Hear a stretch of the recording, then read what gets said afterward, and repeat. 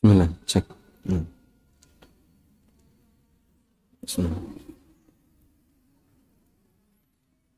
Assalamualaikum warahmatullahi wabarakatuh. Alhamdulillahi rabbil alamin. Wassalatu wassalamu ala ashrafil mursalin. Nabiyyina wa maulana Muhammadin wa ala alihi wa sahbihi ajma'in. Wa ashhadu an la ilaha illallah wahdahu la syarika lah. Wa ashhadu anna Muhammadan abduhu wa rasuluh sallallahu alaihi wa ala alihi wa sahbihi wa sallama tasliman katsira, thumma amma ba'd. Alhamdulillah, puji syukur kita haturkan kehadirat Allah Azza wa Jalla.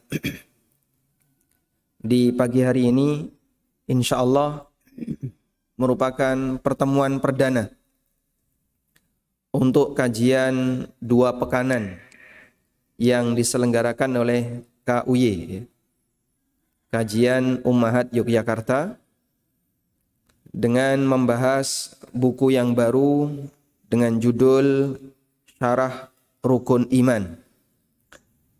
Buku ini ditulis oleh Al-Imam Muhammad bin Saleh Al-Utsaimin rahimahullahu ta'ala. Judul asli dari buku Syarhu Usulil Iman, penjelasan tentang prinsip-prinsip iman. Dan judul yang disebutkan dalam buku terjemah, judulnya apa? Rukun Iman, ya. Rukun Iman. Ada tambahan yang lain? Penjelasan tentang rukun iman. Baik. Silakan bagi yang sudah memiliki bukunya, bisa dibuka mulai halaman yang pertama. Muqaddimah yang disampaikan oleh penulis. Qala al-musannifu rahimahullahu ta'ala, Bismillahirrahmanirrahim. Beliau mengawali muqaddimah dengan membaca basmalah, iqtidaan bi kitabillah, meniru Al-Quran, birisalati nabiyina Muhammadin sallallahu alaihi wasallam, dan juga surat yang dikirim oleh Nabi sallallahu alaihi wasallam kepada para raja. Innal hamdalillah nahmaduhu wa nasta'inuhu wa nastaghfiruh wa natubu ilaihi wa na'udzu billahi min syururi anfusina wa min sayyiati a'malina. May yahdihillahu fala mudhillalah wa may yudlil fala hadiyalah. Wa ashhadu an la ilaha illallah wahdahu la syarikalah wa ashhadu anna Muhammadan abduhu wa rasuluh wa ala alihi wa ashabihi wa man tabi'ahum bi ihsanin ila yaumiddin. Wa man tabi'ahum bi ihsanin wa sallama taslima. Segala puji hanya milik Allah. Kami memujinya, memohon pertolongan kepadanya, memohon ampun kepadanya, dan bertobat kepadanya. Dan kami berlindung kepada Allah min syururi anfusina, dari kejahatan jiwa kami. Kejahatan jiwa berarti kejahatan batin. Wa min sayyiati a'malina, dan dari keburukan amal perbuatan kami. Berarti ini kejahatan lahiriah. Ketika kita memohon kepada Allah, na'udzubillahi min syururi anfusina wa min sayyiati a'malina, berarti kita memohon kepada Allah perlindungan dari kejahatan yang ada pada diri kita sendiri, lahir maupun batin. Karena setiap manusia punya potensi jahat. Allah berfirman, fa'alhamaha fujuraha wa taqwaha. Aku ilhamkan kepada manusia ada sifat fajir, ada sifat durhaka, wa taqwaha, dan ada sifat takwa. Sehingga pada diri setiap hamba ada potensi baik dan ada potensi jahat. Dan kita berlindung kepada Allah Ta'ala dari potensi kejahatan baik yang lahir maupun yang batin. Kadang ada orang yang dia niatnya baik, orang yang ikhlas, baik dari sisi batin, tapi amalnya banyak yang salah. Ada nggak kayak gitu? Banyak. Karena barangkali ketika dia beramal tidak didasari dengan ilmu, atau dia banyak terjebak dalam berbagai macam fitnah, sehingga amalnya menjadi banyak yang salah. May yahdihillah, barang siapa yang diberi petunjuk oleh Allah, fala mudhillalah, maka tidak ada yang bisa menyesatkannya. Wa may yudlil fala hadiyalah, dan barang siapa yang Allah sesatkan, maka tidak ada yang bisa memberikan petunjuk kepadanya. Dan Allah Subhanahu wa taala tegaskan ini dalam beberapa ayat di Al-Qur'an bahwa siapa yang disesatkan oleh Allah Subhanahu wa taala tidak akan ada yang bisa memberikan petunjuk kepadanya. Allah taala berfirman dalam firman-Nya di antaranya, "Fama lakum fil munafiqina fi'atain wallahu arkasahum bima kasabu aturiduna an tahdu man adallallah wa may yudlilillahu falan tajida lahu sabila." Aturiduna an tahdu man adallallah, apakah kamu menghendaki untuk memberikan petunjuk kepada orang yang Allah sesatkan?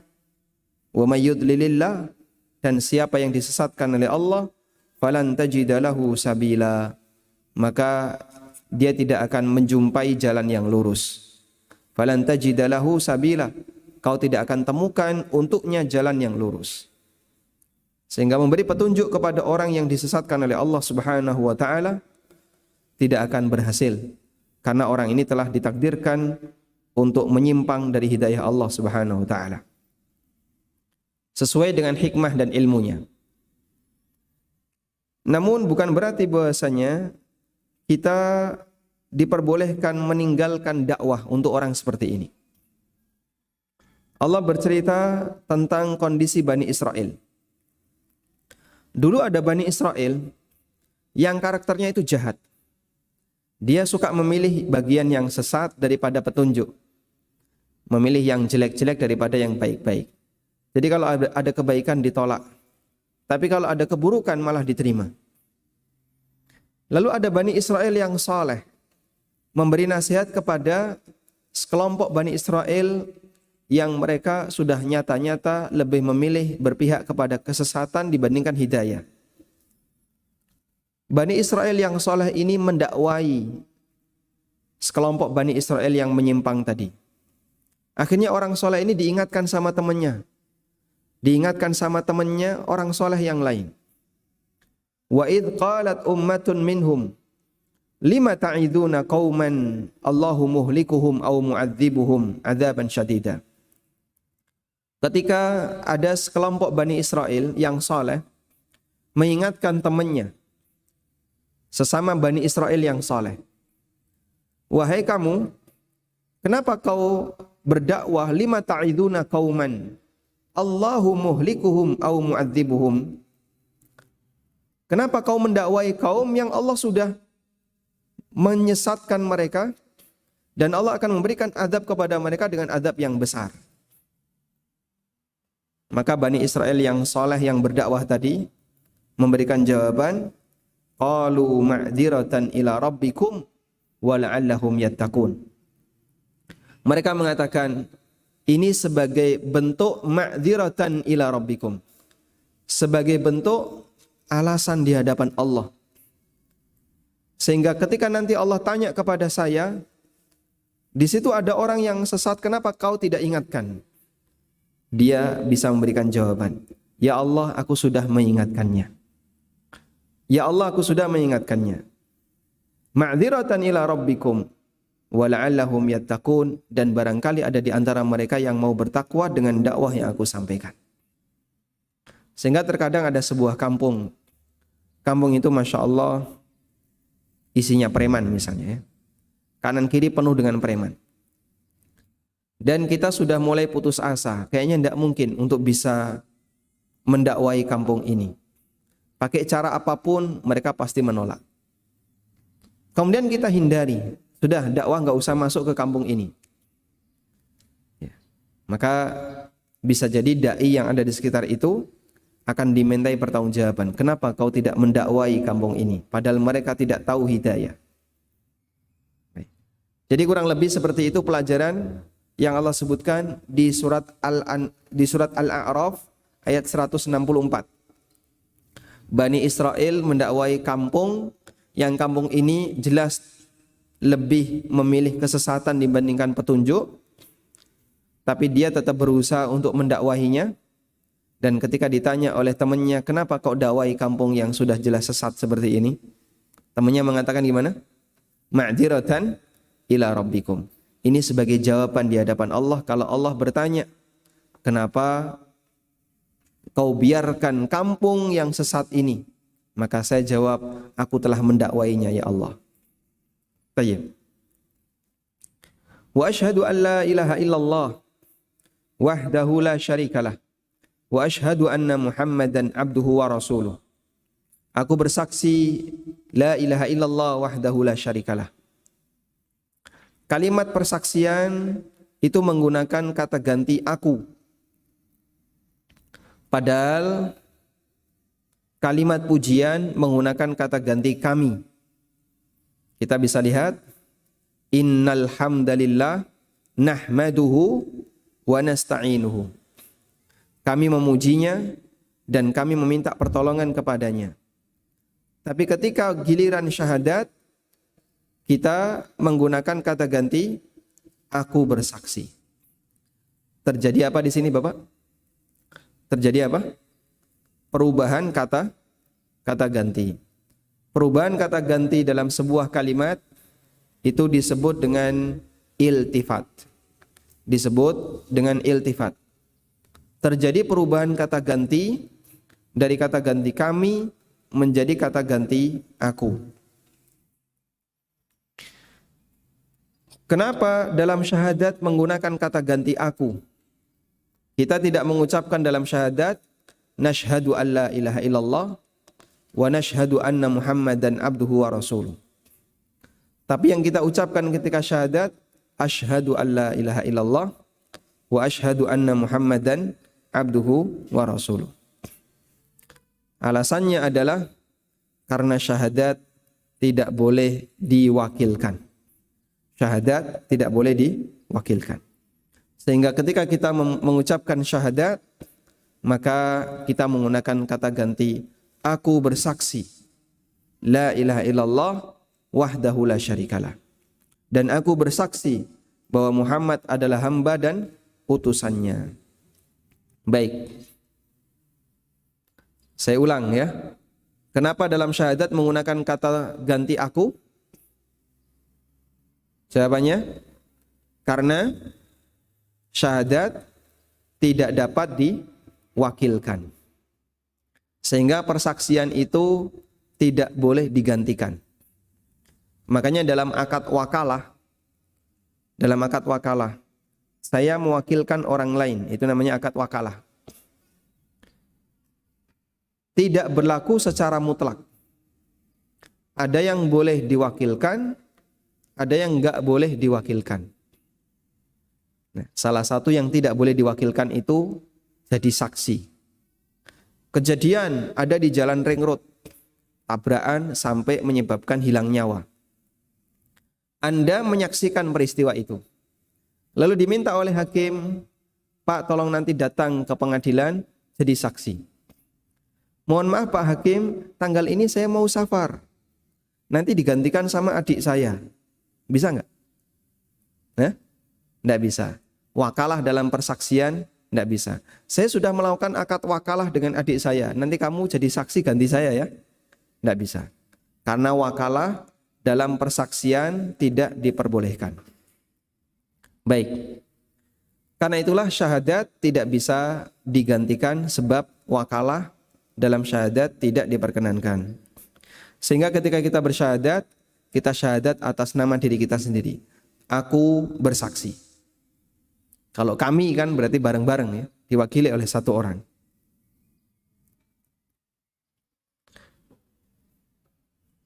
Asyhadu anna Muhammadan abduhu wa rasuluh.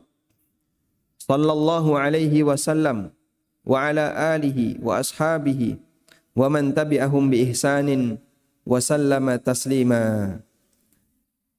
Dan aku juga bersaksi bahwasanya Muhammad adalah hamba dan utusannya. Beliau disebut sebagai hamba, alasannya apa?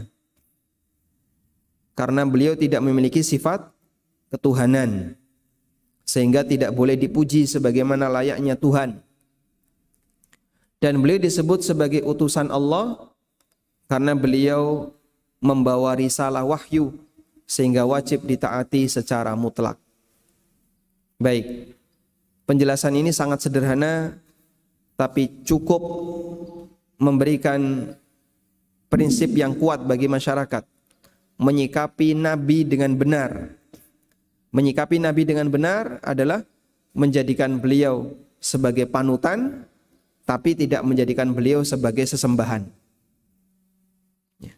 Karena Nabi itu yuttaba wala yu'bad, diikuti tapi tidak boleh disembah. Kenapa diikuti?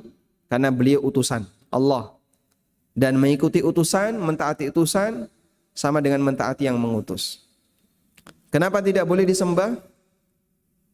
Karena beliau hamba, sehingga beliau tidak memiliki sifat-sifat ketuhanan. Wa ala alihi, dan untuk keluarga beliau, wa ashabihi, dan para sahabat beliau, wa man tabi'ahum bi ihsanin, dan semua orang yang mengikuti beliau, wa sallama taslima, dan salam sejahtera untuk beliau. Selanjutnya, amma ba'du. Fa inna ilma tauhid asyraful ulumi wa ajalluha qadran. Ilmu tauhid merupakan ilmu yang paling mulia dan yang paling tinggi derajatnya dan yang paling wajib untuk dipelajari. Karena ilmu tauhid membahas tentang ilmu tentang Allah. Ilmu tauhid membahas tema ilmu tentang Allah, nama dan sifatnya, serta kewajiban hamba kepadanya. Baik, ilmu tauhid cakupannya tentang apa? Tentang Allah, nama dan sifatnya, dan kewajiban hamba kepada Allah Subhanahu wa taala. Nah, ada sebuah kaidah yang mengatakan syaraful ilmi bi syarafil ma'lum. Nilai dari keistimewaan ilmu berbanding lurus dengan objek yang dibahas dalam ilmu itu. Kami ulang. Nilai dari sebuah keutamaan ilmu berbanding lurus dengan objek yang dibahas dalam kajian ilmu tersebut. Baik. Tata boga itu S1 atau D3? Tata boga. Ada S1 ya? Pendidikan tata boga di UNY. Ada juga S1 jurusan olahraga. Ada ya? Baik. Saya mau tanya. S1 tata boga dengan S1 kedokteran tinggi mana? Tinggi mana? Ya? Sama ya, sama-sama S1 kan. Kok sama Pak? Beda Pak. Beda grade-nya. Ya, disinilah kita bisa mengetahui bahwasanya syaraful ilmi bi syarafil ma'lum. Nilai dari keutamaan ilmu berbanding lurus dengan materi yang dipelajari dalam ilmu itu. Bapak Ibu bisa lihat ya. Lulusan teknik UGM menyandang gelar S1, dilepas di masyarakat, gak ada orang yang ngundang dia, kecuali kalau dia ngelamar kerja di perusahaan-perusahaan. Lulusan Fakultas Syariah Universitas Islam Madinah, sama S1, dilepas di masyarakat, diajak untuk ke masjid kanan, ke masjid kiri. Syaraful ilmi bi syarafil ma'lum. Nilai keutamaan ilmu berbanding lurus dengan apa? Materi yang dibahas. Sehingga kenapa lulusan teknik ini begitu dilepas di masyarakat? Bisa jadi nggak ada orang yang membutuhkan. Selain kalau dia ngelamar ke sebuah perusahaan untuk bekerja sesuai dengan bidang yang dia geluti. Karena masyarakat tidak membutuhkan ilmu yang dia punya. Ya, coba kamu bahas ya. Gimana sih radiasi tembok? Nah. Pakai alat ukur apa, Pak? Ya ini saya punya detektor berupa HP. Tidak nyambung. Nah, masyarakat tidak butuh. Baik. Bahkan kadang lulusan kedokteran dengan lulusan teknik saja ketika diterjunkan di masyarakat nilainya berbeda. Syaraful ilmi bi syarafil ma'lum. Nilai keutamaan ilmu berbanding lurus dengan apa jamaah? Dengan materi yang dibahas. Karena itulah semakin tinggi nilai materi yang dibahas, dia semakin dimuliakan karena ilmunya semakin dibutuhkan. Baik, karena itu dalam kajian disiplin ilmu agama, nilai keutamaan materinya itu berbeda-beda. Yang merasa paling tinggi dari sekian fakultas di Universitas Islam itu ilmu Quran. Ilmu Quran tuh, merasa paling tinggi ya. Wah, kami mempelajari kalamullah, ilmu tentang kalamullah dan seterusnya.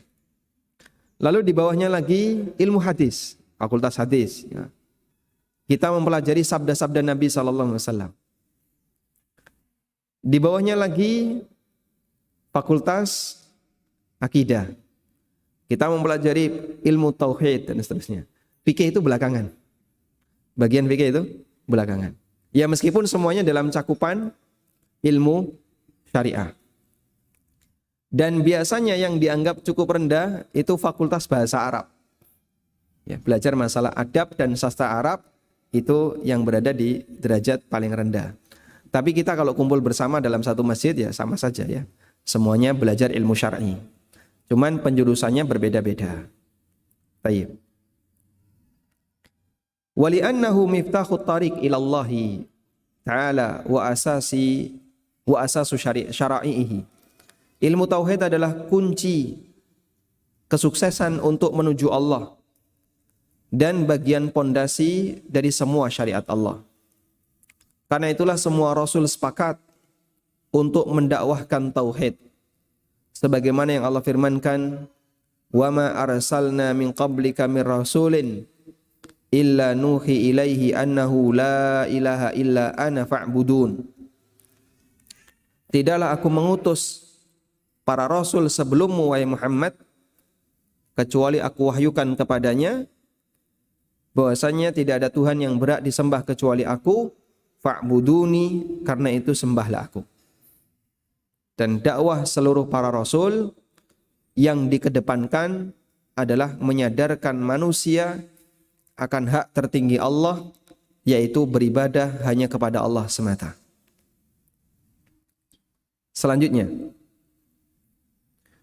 dan Allah Subhanahu wa taala menyatakan keesaannya. Demikian pula dipersaksikan oleh para malaikatnya dan para ulama, para ahlul ilmi. Mereka menyatakan keesaan Allah. Allah berfirman, "Syahidallahu annahu la ilaha illa huwa wal malaikatu wa ulul ilmi qa'iman bil qist. La ilaha illa huwal azizul hakim." Allah bersaksi bahwasanya tidak ada Tuhan yang berhak disembah kecuali Dia. Demikian pula para malaikat mempersaksikan hal yang sama. Wa ulul ilmi, dan para ulama. Baik. Di sini terdapat keutamaan bagi siapa? Para ulama. Karena persaksiannya para ulama disejajarkan dengan persaksian siapa? Para malaikat. Sehingga ketika Allah menyebutkan Allah bersaksi bahwasanya tidak ada Tuhan yang berhak disembah kecuali Dia, serta para malaikat dan orang-orang yang berilmu. Sehingga persaksian para ulama disejajarkan dengan persaksian para malaikat. Karena dengan ilmunya para ulama meyakini keesaan Allah Subhanahu wa taala. Qa'iman bil qisti, persaksian yang menegakkan keadilan. La ilaha illa huwal azizul hakim, tidak ada Tuhan yang berhak disembah kecuali Dia, zat yang maha perkasa lagi maha bijaksana. Baik. Jamaah yang dimuliakan Allah, keesaan Allah itu dalam hal apa saja? Bapak Ibu meyakini Allah Maha Esa ya? Allah Maha Esa dalam hal apa, Pak? Satu. Dalam hal segalanya. Maksudnya gimana? Maha Esa dalam hal segalanya. Maha Kuasa. Baik. Allah Maha Esa dalam hal apa saja, Pak?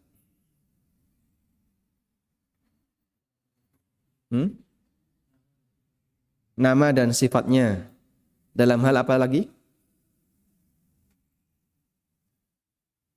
Allah Maha Esa dalam kesimpulannya dalam 3 hal ya. Allah Maha Esa dalam 3 hal. 1, perbuatannya.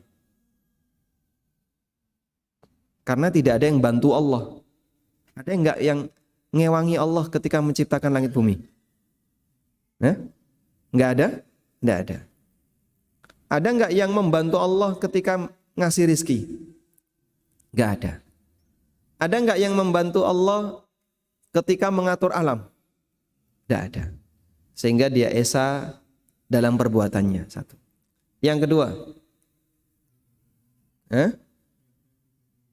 Allah Maha Esa dalam hak yang menjadi kewajiban hamba. Allah Maha Esa untuk diibadahi. Allah Maha Esa untuk ditaati.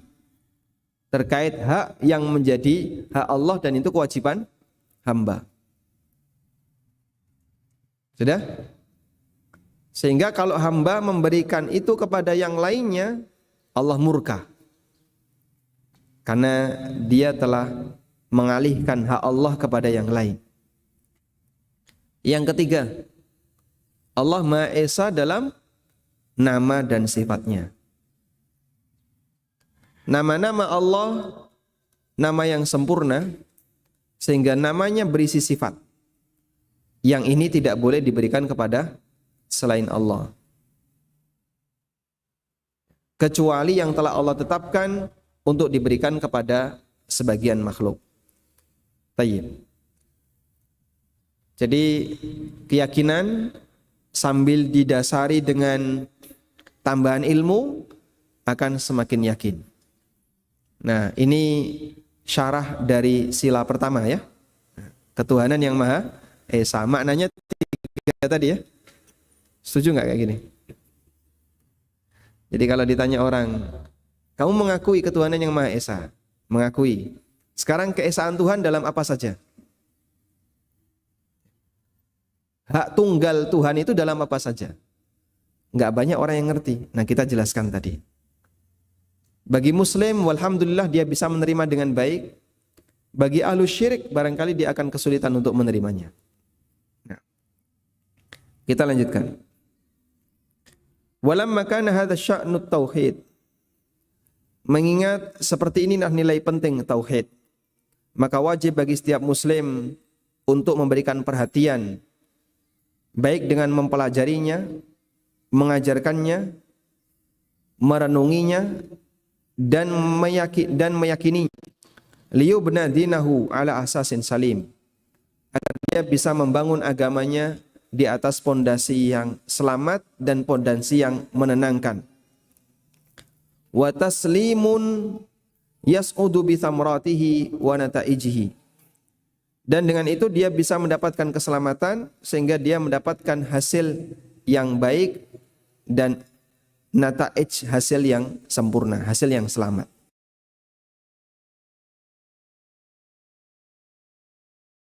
Pondasi yang kuat, maka hasilnya akan semakin kuat. Baik. Pengaruh tauhid dan agama yang lurus yang dimiliki oleh seorang hamba akan memberikan cabang yang baik pada kehidupannya. Allah sebutkan ini dalam Al-Quran. Allah buat permisalan tentang apa, Pak? Tentang syajaratul iman. Allah mengatakan,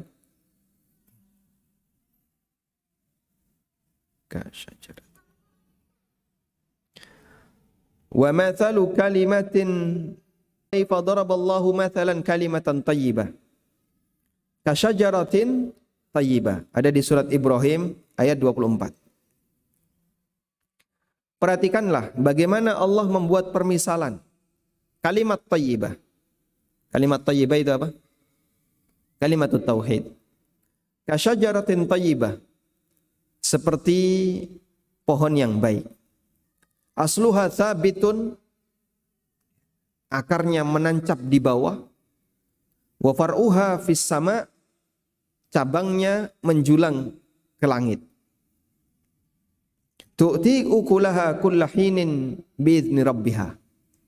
Pohon itu menghasilkan buah setiap waktu sesuai dengan izin Rabbnya. Wa yadribullahu al-amthala lin-nas la'allahum yatadzakkarun. Allah memberikan permisalan kepada umat manusia agar mereka mengambil pelajaran darinya. Baik, coba kita lihat permisalan pohon thayyibah ini. Pohon thayyibah, bibitnya apa jemaah? Bibitnya apa? Kalimatut tauhid, iman. Bibitnya adalah iman. Dia tumbuh di mana? Dia tumbuh di mana? Dia tumbuh di hati yang baik. Apa yang menyiraminya? Yang menyiraminya adalah air wahyu, Al-Quran dan Sunnah. Kemudian dia tumbuh besar di hati yang baik ini. Akarnya menancap kuat di hati ini, sehingga sulit untuk digoyang. Kemudian dia tumbuh naik ke atas, sampai ke permukaan sehingga dilihat banyak orang. Maka seperti itu pula ketika pohon tauhid itu berkembang, akan membuahkan amalan lahiriah yang indah yang bisa nampak di permukaan. Amalan lahiriah yang bisa nampak dan dirasakan oleh orang lain. Lalu Allah sebutkan, pohon ini banyak manfaatnya. Salah satunya, dia selalu berbuah, menghasilkan buah setiap waktu dengan izin Allah. Dan seperti itu pula orang yang memiliki tauhid memberikan manfaat bagi sesama setiap waktu dengan izin Allah sampai dia meninggal dunia. Itulah pohon iman. Allah membuat perumpamaan sehingga semakin baik hati seorang hamba, maka makin subur untuk ditanami pohon iman. Sebaliknya, hati yang jahat, pohon iman ini semakin tidak subur. Tapi tanah yang barangkali tandus, dia bisa digemburkan dengan cara banyak disirami. Terus disirami dengan ilmu. Sehingga mungkin bisa jadi ada orang yang karakternya jahat misalnya, atau orang yang hatinya enggak baik, tapi karena rajin mendekat kepada ilmu, lama-kelamaan hati itu menjadi baik, sehingga pohon itu bisa tumbuh dengan subur. Itulah syajaratut tauhid, pohon tauhid, pohon iman, yang dijadikan oleh Allah Subhanahu wa taala sebagai perumpamaan bagi hamba yang dia ingin melihat seperti apakah buah dari tauhid kepada Allah.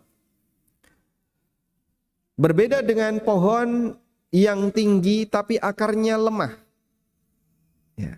Semakin tinggi karena akarnya lemah, yang terjadi apa jemaah? Tumbang. Contohnya apa? Akarnya lemah tapi pohonnya tinggi. Akarnya lemah, pohonnya tinggi. Ada nggak Pak? Ada nggak? Kaktus ya. Kaktus yang cuma satu itu ya. Dhuwur banget. Tapi akarnya cuma dalam satu pot dia. Karena saking tingginya, tumbang dia. Gak kuat nahan. Makanya ketika orang ingin melihat di permukaan, perhatikan pondasinya. Pondasinya kalau gak bagus, pasti nanti hasilnya jahat. Sehingga kita bisa saksikan semua penyimpangan yang terjadi di dunia ini sebabnya adalah karena tidak didasari dengan pondasi yang kuat. Syiah misalnya, ya karena akidahnya rusak, ya amalan juga rusak. Kita bisa lihat bagaimana amalan Syiah ya, bacoi awake dhewe, ngelukai badannya sendiri, kemudian berzina dengan kedok mut'ah, Kemudian apa lagi? Ya. Nampar-nampar pipi, lalu nyembah kuburan dan seterusnya. Karena akidahnya rusak, prakteknya seperti ini. Dan dalam hal yang sama, akhlaknya orang Syiah munafikun, penjahat mereka ya. Sehingga bagi mereka korupsi, ngapusi, ya. Kemudian apalagi melakukan berbagai macam penyimpangan-penyimpangan akhlak biasa saja. Hal yang sama juga dialami oleh penganut sekte-sekte yang punya akidah yang rapuh, akidah yang nggak benar. Pasti nanti hasil di permukaannya nggak benar. Kita bisa lihat ya, mangga itu kalau tumbuh di tanah yang subur, pohonnya bagus, nanti hasil mangganya manis jemaah. Tapi kalau kemudian bisa jadi tanahnya nggak subur, ini mangga tapi tumbuh di tempat yang tidak biasanya, berbuah, kecut banget. Bahkan kadang pahit, sesuai dengan bagaimana pohon ini tumbuh. Tayyib. Syajaratul iman akan bisa menghasilkan buah yang manis ketika dia tumbuh di hati yang baik. Selanjutnya kita akan membaca Ad-Dinul Islami, agama Islam. Agama Islam adalah agama yang dibawa oleh Nabi Muhammad SAW atas perintah dari Allah. Allah mengakhirinya untuk semua agama dan Allah sempurnakan untuk para hambanya. Allah akhiri agama-agama di masa silam dengan agama yang dibawa oleh Nabi Muhammad SAW. Allah sempurnakan nikmat untuk mereka dan Allah ridha bagi mereka Islam sebagai agama mereka. Fala yuqbalu min ahadin dinan siwa. Allah tidak terima agama apapun selain Islam. Allah berfirman, "Ma kana Muhammadun aba ahadim min rijalikum, walakin Rasulullah wa khataman nabiyyin." Muhammad bukanlah bapak dari kalian, namun beliau adalah utusan Allah dan penutup para nabi. Allah juga berfirman, "Al-yauma akmaltu lakum dinakum wa atmamtu alaikum ni'mati wa raditu lakumul Islam madina." Pada hari aku sempurnakan agama untuk kalian dan aku sempurnakan nikmatku untuk kalian dan aku ridha Islam sebagai agama kalian. Allah juga berfirman, "Inna ad-dina 'indallahil Islam." Agama di sisi Allah hanyalah Islam. Allah berfirman, "Wa may yattabi' ghairal islami dinan fala yuqbala minhu wa huwa fil akhirati minal khasirin."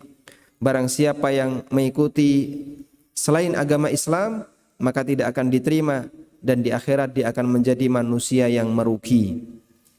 Dan masih banyak ayat-ayat yang semisal dengan itu. Baik, maka dari sini kita mendapatkan kesimpulan apa jemaah? Islam yang dibawa Nabi Muhammad SAW adalah ajaran agama yang terakhir dan Allah tidak terima mengambil agama yang lain selain agama ini. Selanjutnya, Islam memiliki dua makna. Islam memiliki dua makna. Yang pertama, Islam dalam arti luas. Islam dalam arti luas. Maknanya adalah Islam dalam arti luas, maknanya adalah agama semua para nabi.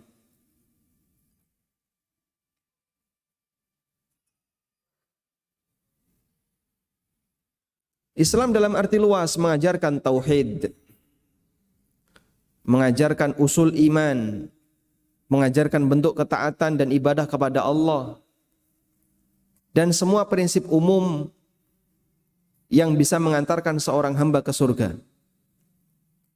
Dan itu adalah ajaran para nabi. Tayyib. Yang kedua, Islam dalam arti yang lebih sempit.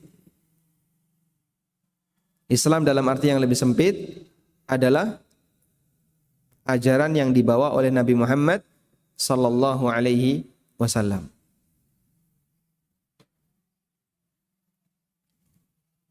Islam bimakna al-khas, Islam dalam arti khusus atau dalam arti yang lebih sempit adalah ajaran agama yang dibawa oleh siapa? Nabi Muhammad sallallahu alaihi wasallam. Dan Islam dalam arti yang lebih sempit ini adalah agama terakhir. Siapa yang tidak mengikutinya, maka dia kekal di neraka. Nabi Muhammad sallallahu alaihi wasallam pernah bersabda, "La yasma'u bi Yahudiyun wala Nasraniyun thumma la yu'minu bi illa kana min ashabin nar." Semua Yahudi dan Nasrani yang mereka telah mendengar keberadaanku, namun mereka tidak beriman kepadaku, maka mereka akan kekal di neraka. Padahal bisa jadi mereka Yahudi dan Nasrani ini menganut ajaran agama Nabi mereka sebelumnya. Tapi kata Nabi Muhammad SAW, siapapun Yahudi dan Nasrani yang mereka telah mendengar ajaranku, mendengar kedatanganku, tapi tidak mau beriman kepadaku, maka mereka akan kekal di neraka. Tayyib. Selanjutnya, syariat Islam yang dibawa Nabi Muhammad SAW itu sudah sempurna. Dan penyempurna itu ditaruh di mana? Di akhir. Penyempurna itu ditaruh di akhir. Dan karakter ini tidak dimiliki oleh syariat nabi-nabi sebelumnya. Karakter sempurna ini tidak dimiliki oleh syariat nabi-nabi sebelumnya. Karena itulah ketika turun firman Allah, "Al-yauma akmaltu lakum dinakum wa atmamtu alaikum ni'mati," dan seterusnya. Ketika turun ayat ini, atau di zaman Amirul Mukminin Umar bin Khattab radhiyallahu anhu, ada Yahudi yang datang kepada Umar dan menanyakan, "Di tengah kalian ada satu ayat yang kami dengar. Andaikan itu turun kepada kami, niscaya akan kami jadikan sebagai waktu untuk hari raya." Umar tanya, "Ayat apa yang kau maksud?" Jawab Yahudi, "Al-yauma akmaltu lakum dinakum." Lalu Umar mengatakan, "Aku tahu di mana ayat itu turun dan kapan ayat itu turun dan peristiwa ketika ayat itu turun." Lalu Umar bercerita, ayat ini turun kepada Nabi SAW ketika beliau berada di Arafah, sehingga bagian dari akhir dari dakwah Nabi SAW, karena beliau haji di tahun 10 Hijriah dan beliau wafat di awal tahun 11 Hijriah. Baik. Karena itulah jamaah yang dimuliakan Allah, syariat sebelumnya tidak punya karakter seperti ini. Yang dijamin oleh Allah sebagai syariat yang sempurna adalah syariatnya Nabi Muhammad SAW, dan syariat ini ditaruh oleh Allah di mana? Di akhir. Penyempurna itu ada di penghujung. Penyempurna itu ada di penghujung. Karena dia sudah sempurna, maka tidak boleh ditambahi maupun dikurangi. Karena itu berdasarkan ayat ini, Imam Malik mengatakan, "Man ibtada'a bid'atan fara'ahu hasanatan faqad za'ama bi anna Muhammadan sallallahu alaihi wasallam khana risalah." Siapa yang melakukan perbuatan bid'ah dan dia anggap itu baik, padahal itu tambahan dalam masalah agama yang tidak ada dalilnya, faqad za'ama bi anna Muhammadan sallallahu alaihi wasallam khana risalah, berarti itu sama dengan dia menuduh Muhammad mengkhianati risalah. Dia menuduh Muhammad mengkhianati risalah. Nah, padahal Nabi Muhammad SAW tidak pernah mengkhianati risalah. Wallahu ta'ala alam. Baik, demikian yang bisa kita sampaikan sebagai mukaddimah untuk pertemuan yang pertama. InsyaAllah kita akan sambung pada pembahasan tentang kewajiban yang Allah berikan kepada umat manusia untuk hanya menyembah kepada Allah Ta'ala dan beragama dengan agama yang dibawa oleh Nabi Muhammad SAW. Bukunya berapa halaman? Bukunya berapa halaman itu jemaah? 100?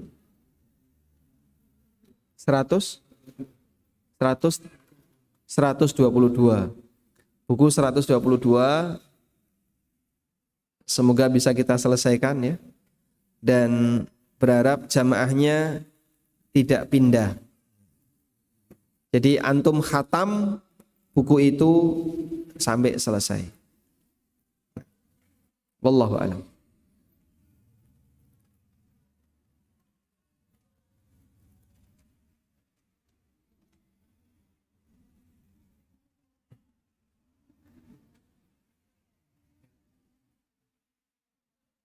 Ya. Ada yang mau disampaikan?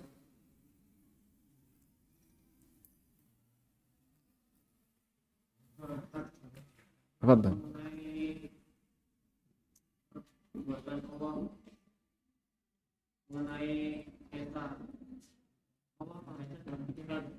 Dalam?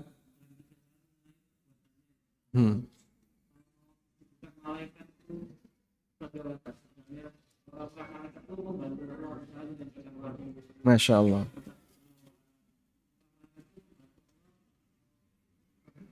Baik. Ada pertanyaan. Tadi kita telah menyampaikan bahwa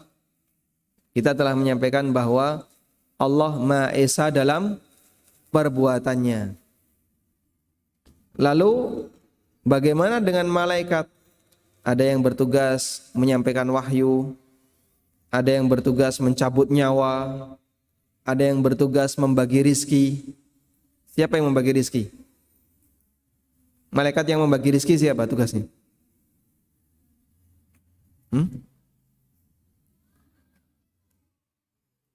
Siapa malaikat yang bertugas membagi rizki?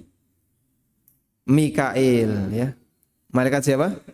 Mikail. Baik. Apakah ini para malaikat ini bukan pembantu Allah? Maka jawabannya, Maha Suci Allah dari membutuhkan makhluk. Satu, Allah tidak membutuhkan makhluk. Kemudian yang kedua, kenapa ada malaikat yang dia bertugas A, bertugas B, bertugas C? Bukan karena Allah membutuhkan malaikat ini, namun Allah Subhanahu wa taala memberikan amal kepada mereka untuk mengerjakan sebagaimana yang dia perintahkan. Andaikan tanpa Jibril, apakah Allah bisa mengantarkan wahyu sendiri kepada para nabi? Bisa. Andaikan tanpa Mikail, apakah Allah bisa sendiri yang membagi rizki? Bisa. Andaikan tanpa malakul maut, apakah Allah bisa mencabut nyawa hambanya? Bisa. Innahu ala kulli syai'in qadir. Allah Maha Kuasa atas segala sesuatu. Terus keberadaan malaikat ini ada. Mereka adalah hamba Allah yang dikasih perintah oleh Allah. Nah, bentuk perintahnya sebagaimana yang dia kehendaki. Ada yang diperintah A, ada yang diperintah B, ada yang diperintah C, sebagaimana yang dia kehendaki. Karena itu kita memahami malakul maut mencabut nyawa, Jibril menyampaikan wahyu, Mikail membagi rizki, kemudian malaikat ada yang mencatat amal yang baik dan yang buruk, ada yang menjaga manusia, dan seterusnya. Kita memahami itu adalah tugas ibadah yang diberikan oleh Allah kepada malaikat yang bersangkutan, dan bukan karena Allah membutuhkan mereka. Dipahami insyaallah? Walhamdulillah. Sebagaimana begini. Kita mendapatkan hidayah itu dari sebab apa jemaah? guru yang menyampaikan ilmu. Lalu kita mendapatkan ilmu dari guru tersebut. Kemudian kita dapat hidayah. Allah mampu enggak memberikan hidayah kepada seluruh makhluknya tanpa mengutus nabi? Allah mampu atau tidak? Bisa. Kenapa? Innahu ala kulli syai'in qadir. Karena dia maha kuasa atas segala sesuatu. Lalu kenapa Allah mengutus nabi? Sehingga nabi itu berdakwah. Dan dia menyampaikan risalah Allah. Padahal Allah bisa menjelaskan sendiri kepada mereka. Jawabannya, bukan karena Allah butuh nabi, tapi Allah Ta'ala berikan tugas ibadah kepada sebagian manusia yang bentuknya jadi nabi. Kemudian dia ditugaskan, diperintahkan untuk menyampaikan wahyu Allah kepada mereka. Wallahu a'lam.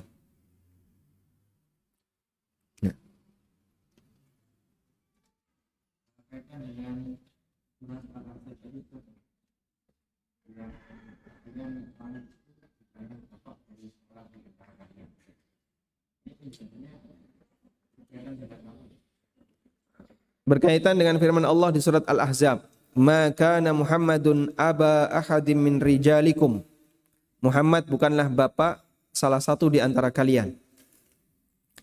Ini memiliki sababun nuzul. Karena Nabi SAW dulu sebelum beliau jadi nabi, beliau dikasih hadiah oleh Khadijah seorang budak yang bernama Zaid bin Harithah.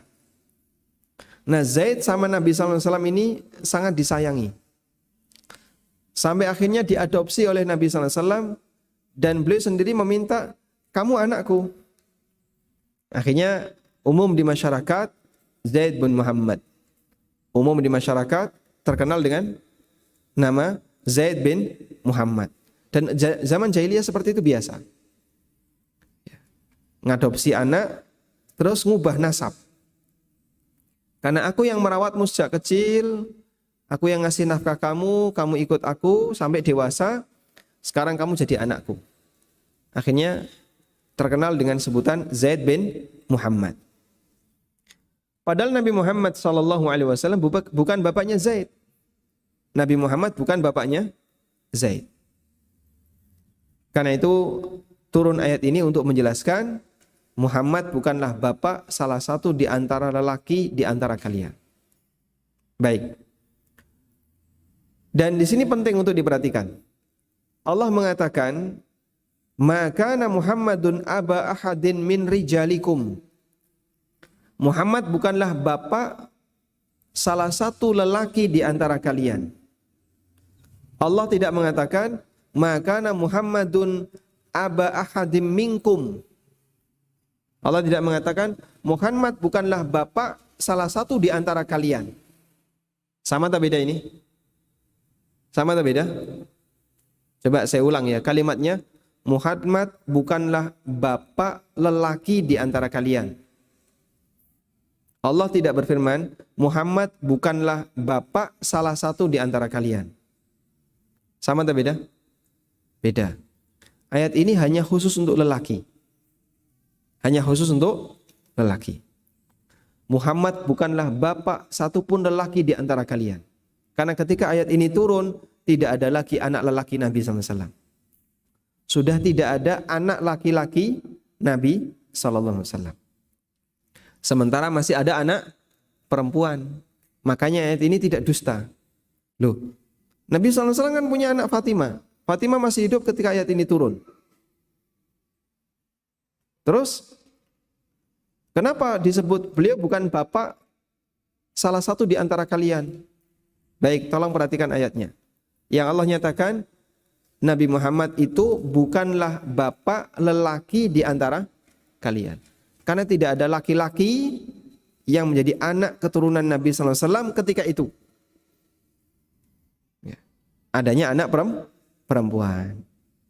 Sehingga kalau kalimatnya Muhammad bukanlah bapak salah satu orang di antara kalian, nah ini mencakup laki dan perempuan. Padahal beliau masih punya anak perempuan. Disinilah rahasia, salah satu di antara rahasia pemilihan bahasa yang disebutkan dalam Al-Quran. Wallahu a'lam. Baik. Cukup insyaallah? Gak ada? Nah, demikian yang bisa kita bahas di kesempatan kali ini. Sekali lagi kami minta kepada para jamaah untuk bersabar. Ngaji kalau sampai khatam itu hasilnya beda dengan ngaji yang hanya datang awal dan paling akhir, ya. Pertemuan pertama datang, nanti setelah itu bolos, pertemuan terakhir datang khataman. Nah, Masya Allah. Baik, kita ikuti sampai khatam insya Allah. Demikian, wassallallahu ala nabiyyina Muhammadin wa ala alihi wa sahbihi wasallam, wa akhiru da'wana anil hamdulillahi rabbil alamin.